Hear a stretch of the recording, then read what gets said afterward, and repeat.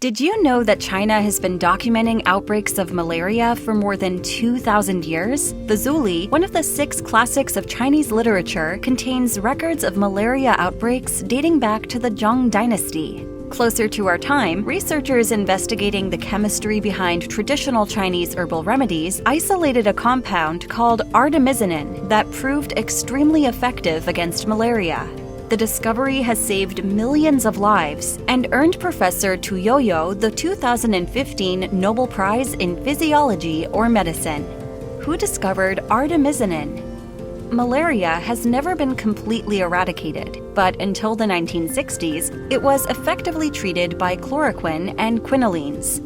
These treatments helped limit malaria's spread until Plasmodium falciparum, the deadliest parasite that causes malaria, developed drug-resistant mutations. Malaria-related deaths surged, especially in Southeast Asia. In 1967, the Chinese government launched an initiative to develop treatments for the new strain of malaria. For 2 years, researchers were unable to identify an effective medicine. Then they approached the Institute of Chinese Materia Medica, seeking new answers from traditional sources.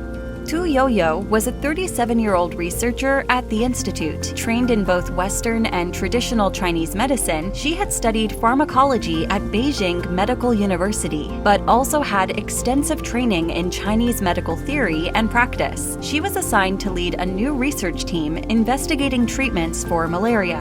Professor Tu spent 3 months collecting more than 2,000 traditional malaria treatments, some dating back to 770 BCE. She published her findings in a paper titled Anti-Malarial Collections of Recipes and Prescriptions.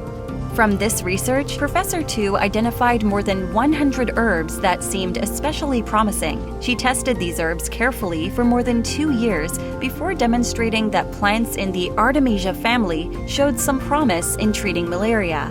These initial results were inconsistent and difficult to reproduce until she tried a method first published by Ga Hong nearly 3,000 years ago. Most herbal extractions are boiled. Ga Hong recommended immersing Artemisia herbs in unheated water and wringing their leaves to extract their juice. Unheated water, Professor Tu guessed, might allow her to extract more highly concentrated antimalarial substances than previous methods had allowed.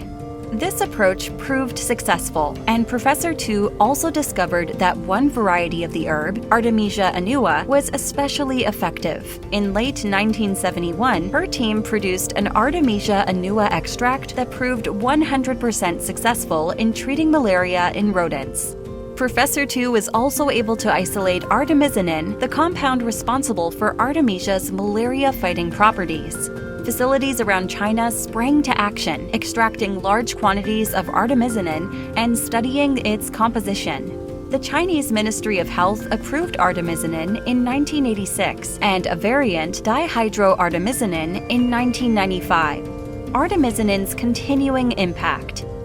From 2000 to 2012, worldwide incidents of malaria were reduced by 25%, and deaths caused by malaria were down by 42%. A growing number of countries declared themselves to be on track to rid themselves completely of malaria. Artemisinin was an important part of this decline. Researchers estimate that artemisinin combination therapies were responsible for roughly 22% of the 663 million cases of malaria that were averted between 2000 and 2012. Since then, research into artemisinin has produced a new class of antimalarial treatments. The 1,2,4-trioxane pharmacophore contains a peroxide group that is especially damaging to malaria parasites. This discovery led to the development of synthetic peroxides such as OZ277 and OZ439 that represent the future of our efforts to combat malaria. Research continues on the medicinal properties of artemisinin. Building on Tu Youyou's groundbreaking efforts, scientists have begun to investigate artemisinin's potential as an antiviral and anti-cancer agent.